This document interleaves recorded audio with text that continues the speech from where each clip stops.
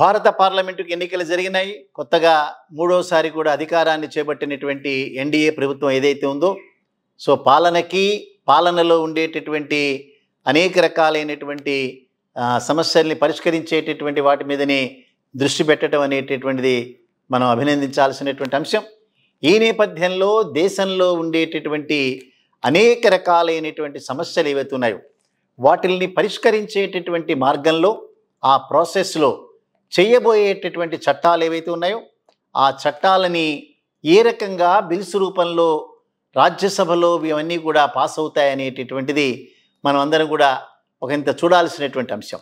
తప్పనిసరిగా లోక్సభలో ఏ బిల్ అయినా కూడా పాస్ కాగలిగినటువంటి సంఖ్యాపరమైనటువంటి సంఖ్య ఎన్డీఏ ప్రభుత్వం దగ్గర ఉంది. బీజేపీకి సొంతంగా అంత బలం లేకపోయినా వారికి మద్దతు ఇచ్చేటటువంటి అనేక ఎన్డీఏ పార్టీలు ఇంక్లూడింగ్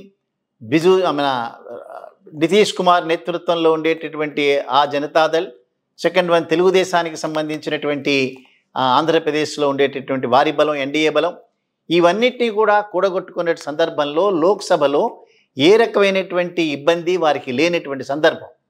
కానీ రాజ్యసభకు వచ్చేటప్పటికి తప్పనిసరిగా కొంత ఇబ్బందుల్ని ఎదుర్కొనేటటువంటి ప్రమాదం ఉన్నట్లుగా మనం తప్పనిసరిగా చూడాల్సినటువంటి అంశం. దీనిలో కనుక మనం చూస్తే 225 మంది సభ్యులు ఉండేటువంటి రాజ్యసభలో ఇవాళ ఒక 4 నామినేటెడ్ సభ్యుల యొక్క పదవీ కాలం పూర్తయినటువంటి సందర్భంలో భారతీయ జనతా పార్టీ అంటే ఎన్డీఏకి సంబంధించినటువంటి బలం 86కు పడిపోవటం అనేటటువంటిది మనం ప్రత్యక్షంగా చూసేటటువంటి అంశం. దానితో కనుక మనం చూస్తే 225 మంది సభ్యులు ఉన్నటువంటి సభలో ఎన్డీఏ బలం అనేటటువంటిది 86కు తగ్గిన తర్వాత ఇండియా కూటమికి సంబంధించినటువంటి బలాన్ని కనుక మనం చూస్తే వారి యొక్క బలం 87గా ఉండటం అనేటటువంటిది గమనించాల్సినటువంటి అంశం. అంటే ఎన్డీఏతో కనుక కంపేర్ చేస్తే ఇండియా కూటమికి ఒక్క సభ్యుడు ఎక్కువగా ఉండటం అనేటటువంటిది మనం చూస్తున్నాం దీన్ని. సో రాజ్యసభలో 225 మంది సభ్యులు ఉన్నారు. ఈ ఇద్దరికి కూడా ఒకళ్ళకి 86, ఇంకొకళ్ళకి 87, అంటే 173 మంది సభ్యులు కనుక పోతే ఇంకా దాదాపుగా 52 మంది సభ్యులు ఉండేటటువంటి అనేక పార్టీలు ఉన్నాయి. దీనిలో తృణమూల్ కాంగ్రెస్ ఉండొచ్చు, లేదా శివసేన పార్టీ ఉండొచ్చు, ఎన్సీపీ పార్టీ ఉండొచ్చు, అనేక రకాలైనటువంటి పార్టీలు ఉన్నాయి.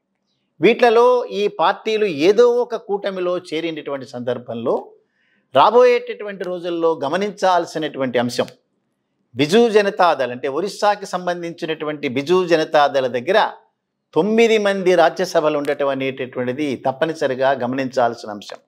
వారు ఏ కూటమిలో కూడా లేరు. సో భారతీయ జనతా పార్టీ ఒరిస్సాలో ప్రభుత్వం ఏర్పాటు చేసిన తర్వాత వారికి మేము దూరంగా ఉంటాం అనేటటువంటిది బిజు జనతాదళ్ డిక్లేర్ చేసినటువంటి సందర్భంలో వారు ఇండియా కూటమికి దగ్గరగా వెళ్ళేటటువంటి అవకాశం ఏదైనా ఉందా, లేదా ఇద్దరికీ మేము సమాన దూరం పాటిస్తాం అనేటటువంటి నిర్ణయాలు తీసుకునేటటువంటి అవకాశాలు ఉన్నాయా? ఆల్రెడీ మేము బీజేపీతో మాకు ఏ రకమైనటువంటి సంబంధాలు లేవని డిక్లేర్ చేశారు. కానీ రాజ్యసభలో వారికి ఉన్నటువంటి ప్రస్తుత బలం ఏదైతే ఉందో 9 మంది సభ్యుల బలం చాలా వైటల్గా మనం గమనించాలి. అదే రకంగా ఆంధ్రప్రదేశ్ రాష్ట్రంలో వైసీపీకి సంబంధించి కనుక మనం చూస్తే వారికి 11 మంది సభ్యుల యొక్క మద్దతు ఉంది వారికి. సో అది కూడా చాలా వైటల్గా మనం దాన్ని పరిగణించాలి.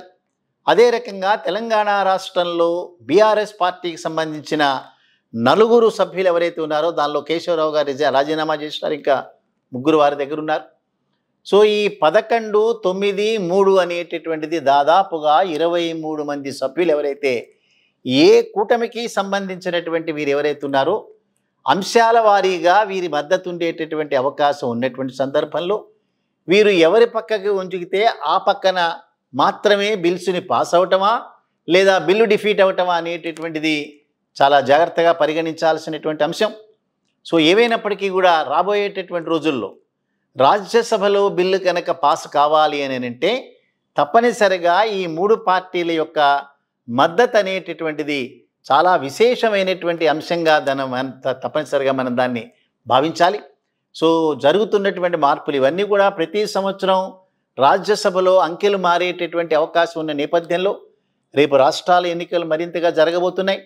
సో మొన్ననే జరిగినటువంటి 13 అసెంబ్లీ స్థానాలకు సంబంధించిన బై ఎలక్షన్స్లో భారతీయ జనతా పార్టీకి సంబంధించిన ఎన్డీఏ కూటమికి కేవలం 3 స్థానాలు మాత్రమే దక్కాయి.